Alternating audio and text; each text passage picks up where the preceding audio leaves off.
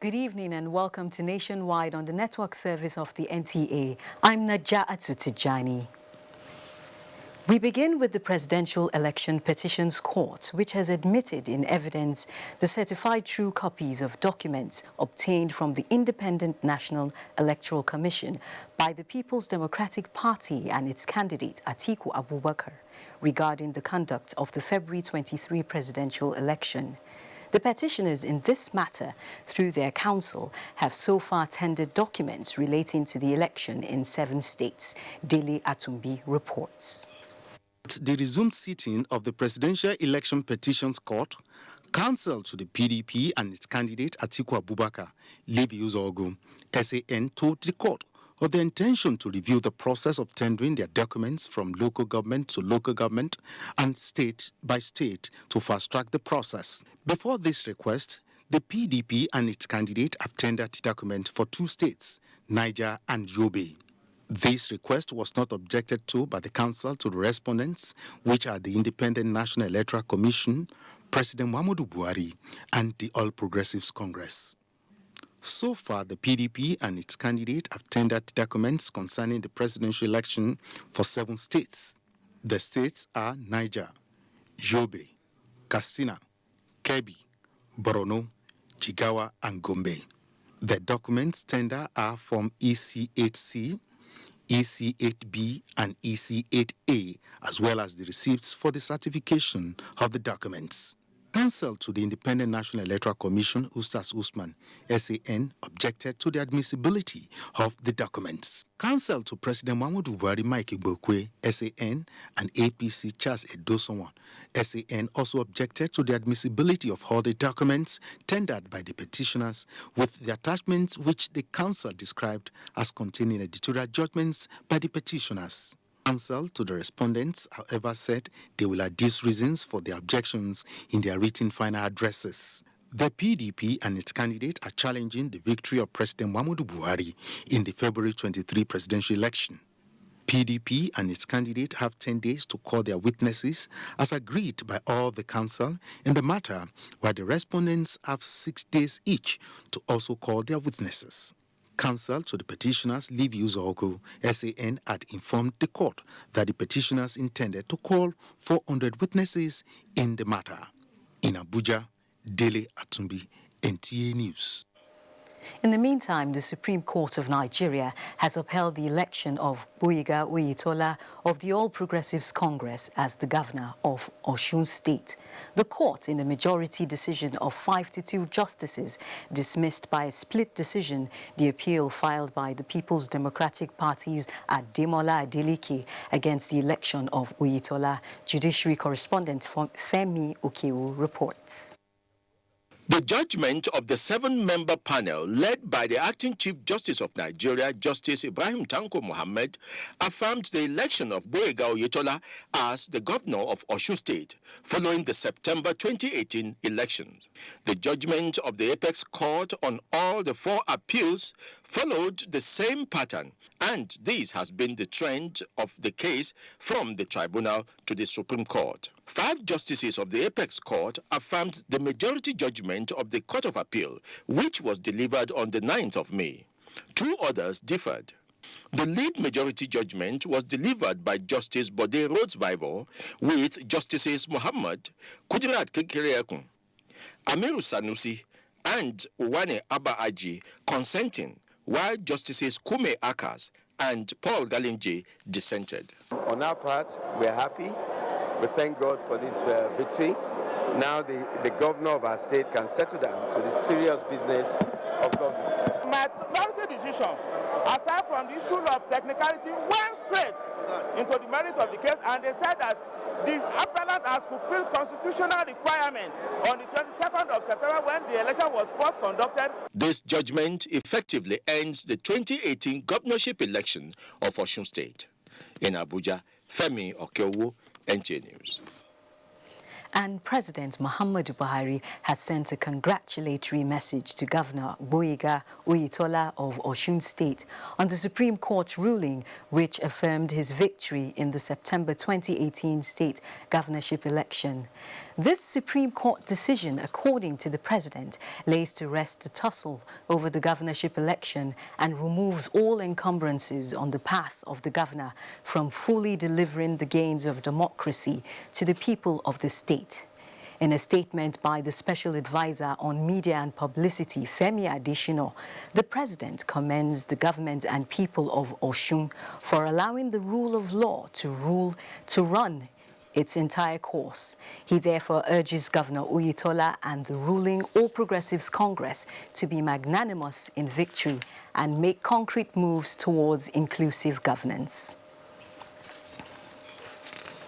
President of the Senate, Ahmed Lawan, has congratulated the governor of Osun State, Gboyega Oyetola, over his victory at the Supreme Court on Friday, urging him to be magnanimous in victory. A statement by his Special Assistant on Media and Publicity, Mohammed Isa, describes the judgment as a victory to democracy, the All Progressives Congress, APC, the governor and people of Osun State.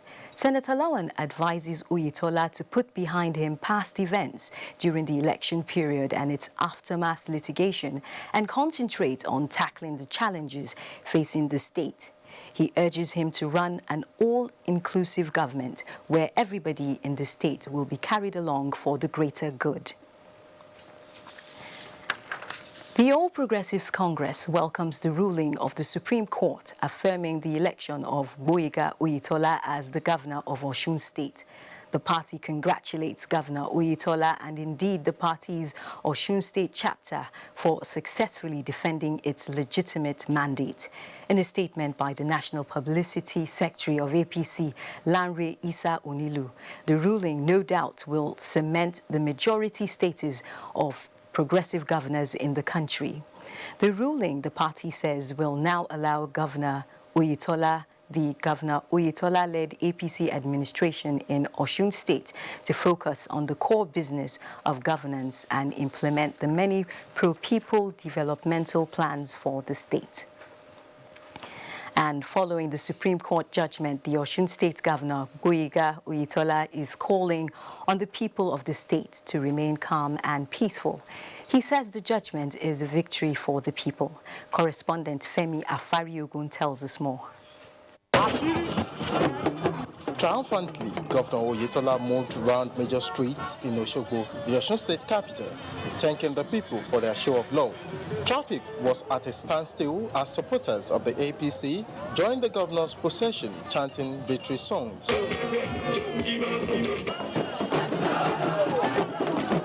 The governor has dedicated the Supreme Court judgment to the people of the state. I feel a crowd that believes that the judiciary has done the best in terms of reaffirming the mandates they gave to me. I will continue to dedicate myself to the service of the people.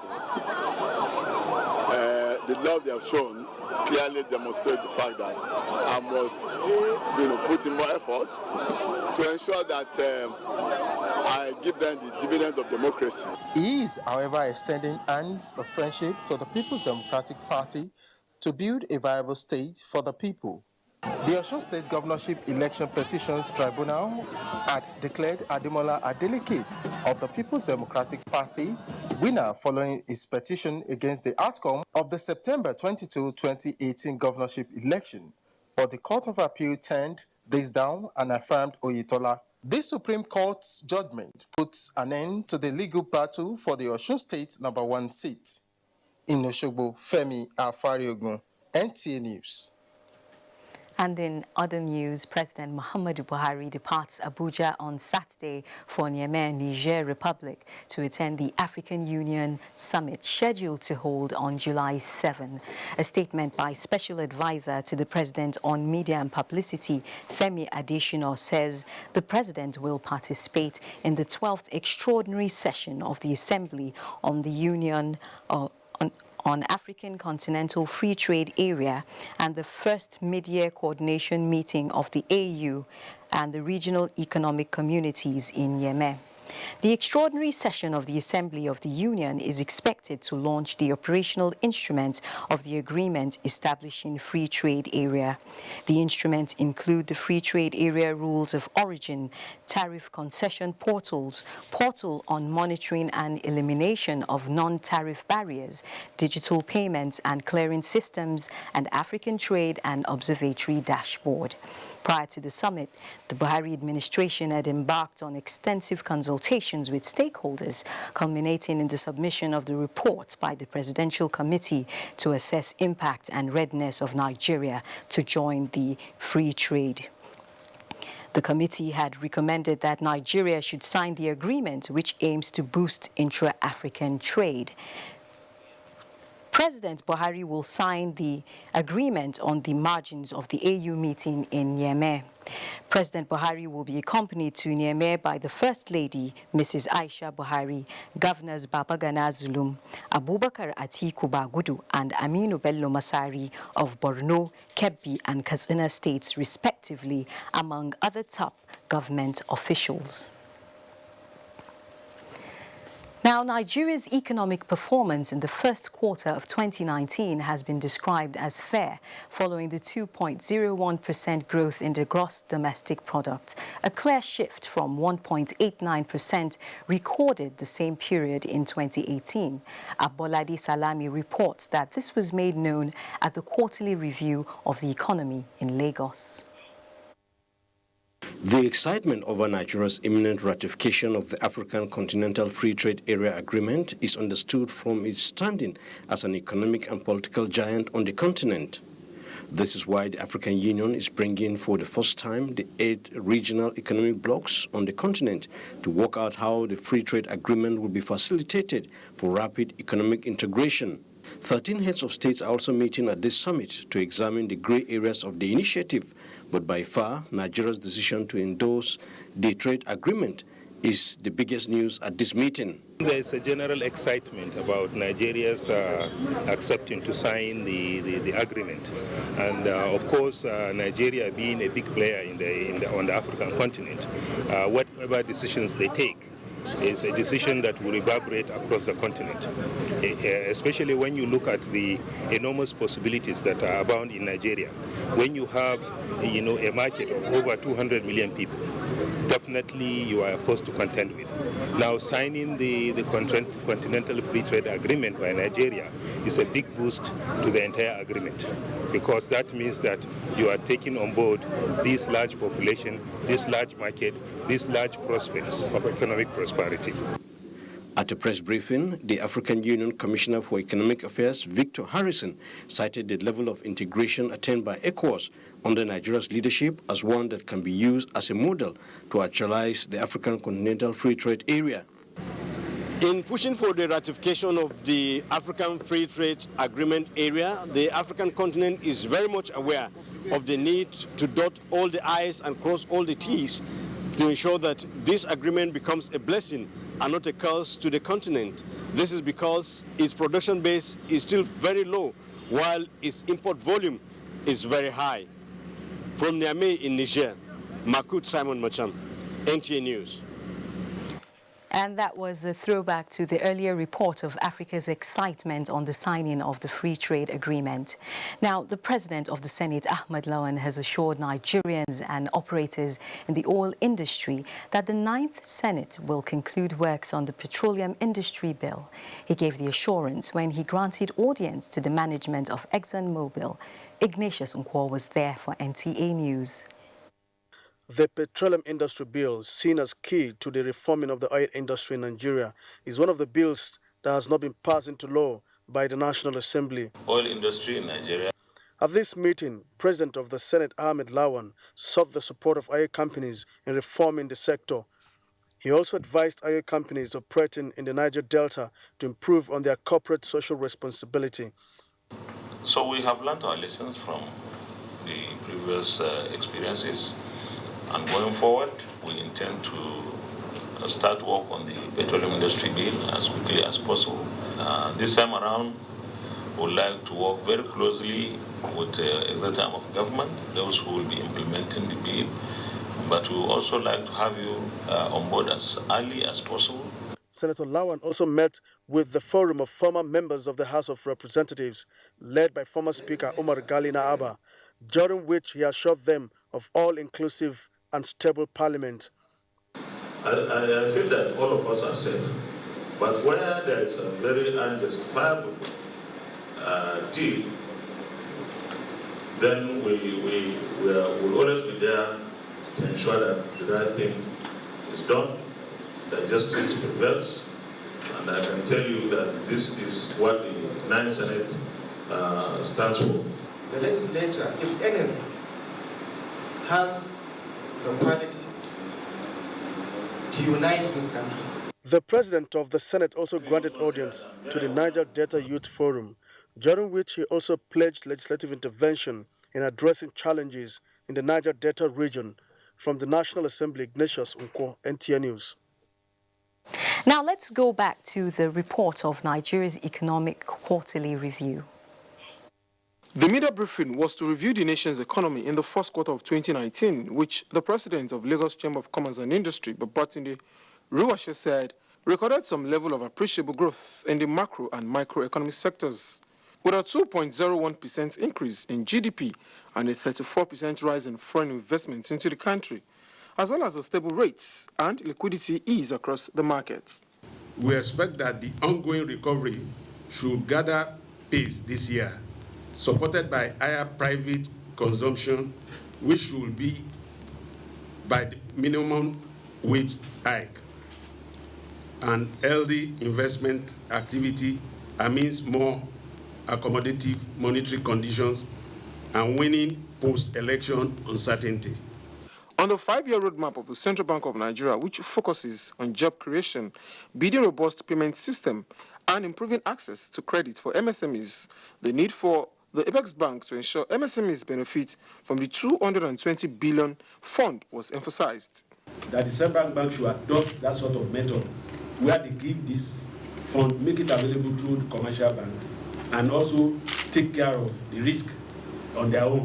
So you would get the commercial bank to have done whatever they had to do, and then allow that fund to be released to them. The Lagos Chamber of Commerce and Industry, while acknowledging the economic policies of the federal government, also called for a more public-private partnership with a view to further developing the economy. In Lagos, Abolade Salami, NTA News.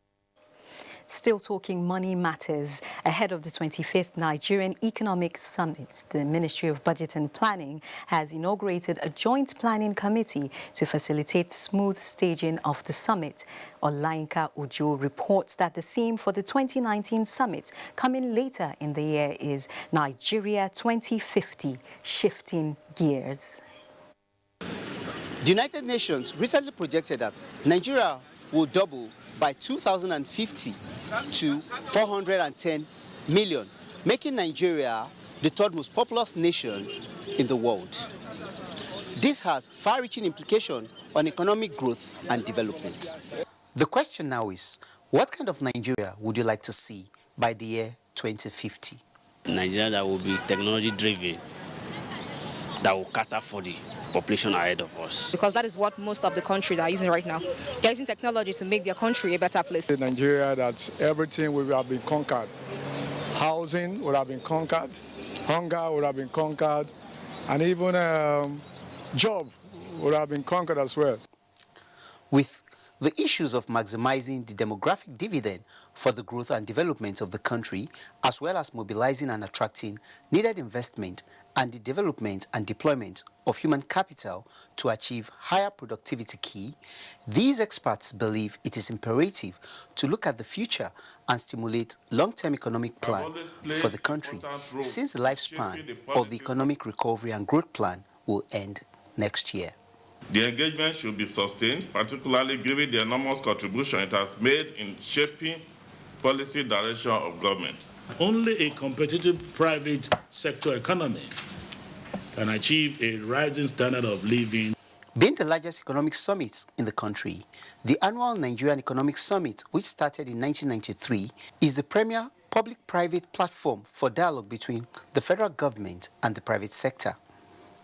It is the hope of the likes of Sonia, Brown, and Neka that the journey of the kind of Nigeria they want to see by the year 2050 begins from now. Olainka Ojo, NTA News. And now Rukaya is standing by in Kaduna with more reports. Hello, Rukaya. And thank you for joining us in Kaduna Network Center. Governor Nasir Ahmed El-Rufai has flagged off the reconstruction of Kaswan Magani Market that was destroyed during the October last year communal conflict. Muhammad Umar Ajengi reports. This flag-off of the reconstruction of Kaswan Magani Market brings renewed hope to the community, having lost their source of livelihood to the October 2018 communal conflict. It is a 2.7 billion naira project expected to be completed in 10 months with more than 2,000 shops, including a modern abattoir, a clinic, police post, and fire service. Governor El-Rufai says rebuilding the market is meant to promote peace and economic prosperity in the community. I appeal to all our communities to work for peace and harmony. Economic development requires an atmosphere of concord in which everyone feels safe to pursue their livelihoods. Impressed by the gesture, the community conferred 2 traditional titles on the governor. The market reconstruction project in communities affected by conflict will be extended to markets destroyed in Zankwa and other communities in the state. In Kaduna, I am Muhammad Umar Ajingi, NTA News. Media executives and other relevant stakeholders in the broadcast industry rose from their meeting in Kano amid concern over hate speech fueled by some media organizations and demand full enforcement of the National Broadcasting Commission Code to avoid acts inimical to national interest. Ramat Abdullahi reports. The broadcast media is becoming more dynamic both in content and practice, with emerging trends that have continued to pose challenges to the industry, thus necessitating a national consensus on regulatory provisions for the broadcast media. The launching of the 6th edition of the MBC Code provided avenue for regulating trending issues such as the hate and dangerous speech, nature of local content, sports development, among others. Essentially, the code from 1993 has been spelling out crystal clear as to the responsibilities of proprietors and also the practitioners as to how they go about discharging the function of broadcasting at national, at local, at community level. When you now have 91 political parties as against 5-6 some 20 years ago, the political space is congested. So you need to redefine and make sure that nothing skips. We hope that the new code will meet all the challenges and of course address all the challenges that we have observed over the years.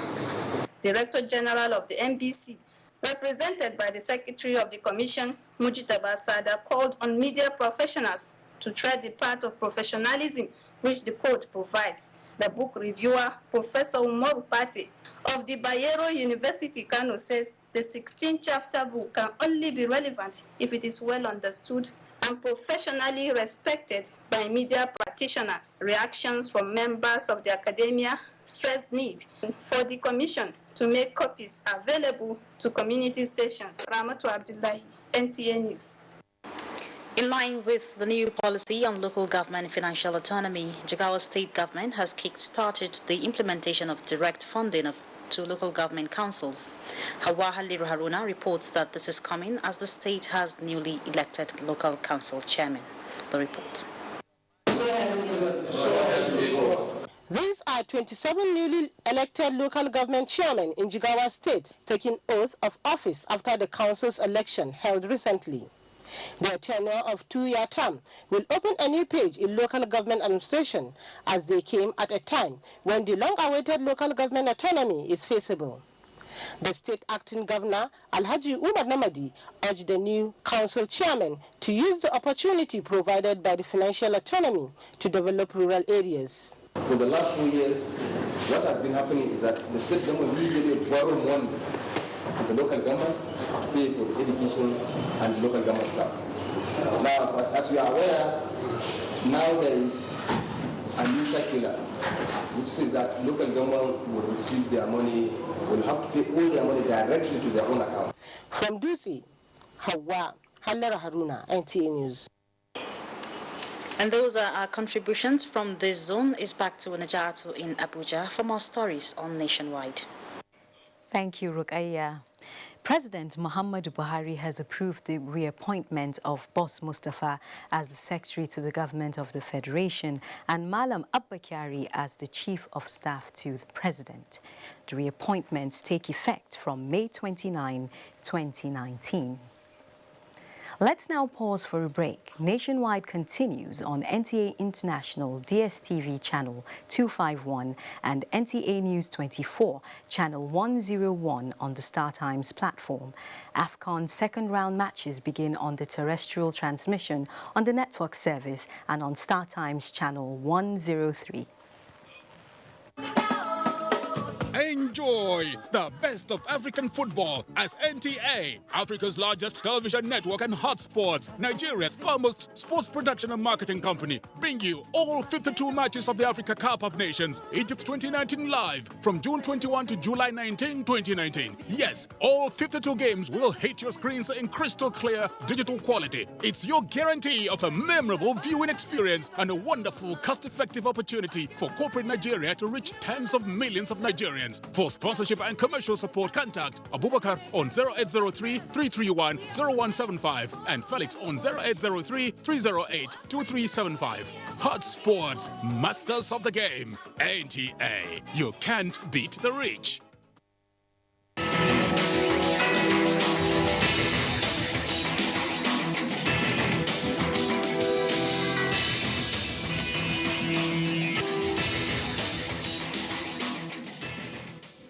Imagine a station where you access information. Think of a station that creates awareness for national development. Imagine a station that prepares you for a bright and greater future. A station for all ages. Documentaries, classroom and television, events coverage, children's programs and variety shows. Always stay tuned to NTA Knowledge on the StarTimes platform, channel 359. For partnership, sponsorship and advert placements, contact us on NTA Knowledge. NTA Knowledge, learning to broaden horizon.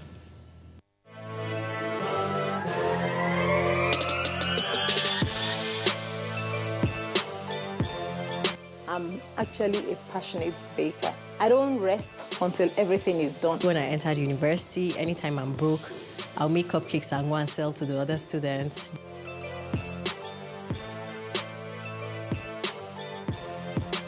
Decorating cake it's an artistic thing, and art is, dynamic. Join us on Baker's World every...